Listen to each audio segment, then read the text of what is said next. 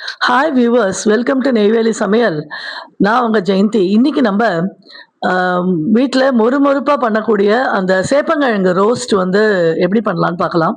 அதுக்கு சேப்பங்கிழங்க வந்து நல்லா குக்கர்ல ஒரு 2 விசில் மட்டும் குடுத்துட்டு, தோல் உரிச்சு எடுத்து வச்சுக்கணும். ரொம்பவும் குழையக்கூடாது, கல்லு மாரியும் இருக்கக்கூடாது. இது மாரி கரெக்ட்டான பதமா இருக்கணும். ஆ இத வந்து ரொம்ப பெரிய பெரிய கிழங்கா இருந்ததுன்னா, அத வந்து தோசை திருப்பியால 2ஆ 3ஆ வெட்டி வச்சுக்கணும்.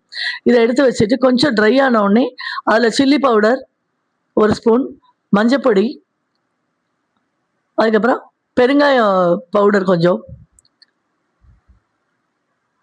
அதுக்கப்புறம் தேவையான அளவுக்கு டேபிள் சால்ட். இதெல்லாம் போட்டு நல்லா கொஞ்சம் மிக்ஸ் பண்ணிட்டு, இதுக்கெல்லாம் வந்து ஒரு மொறுமொறுப்பு குடுக்கறதுக்காக கடலை மாவு கொஞ்சம் வந்து ஒரு 2 டேபிள் ஸ்பூன். இதுக்கு பதிலா நீங்க கார்ன்ஃப்ளவர் கூட யூஸ் பண்ணிக்கலாம். பண்ணிட்டு, நல்லா எல்லாத்தையும் நல்ல ஒரு அந்த தோசை திருப்பியோட பேக் சைடால கிளறி விடணும். கிளறிட்டு ஒரு 10 மினிட்ஸ் அத அப்படியே ரெஸ்டிங் குடுத்துடணும். அது அப்படியே கொஞ்சம் நல்லா ஊறணும். அதுக்கப்புறம் நல்ல ஒரு எண்ணெயில வந்து கொஞ்சம் கொஞ்சமா போட்டு பொரிச்சு, கொஞ்சம் மீடியம் ஃப்ளேம்ல வச்சுக்கணும். ரொம்ப பெருசா வச்சுட்டீங்கன்னா கருகிடும்.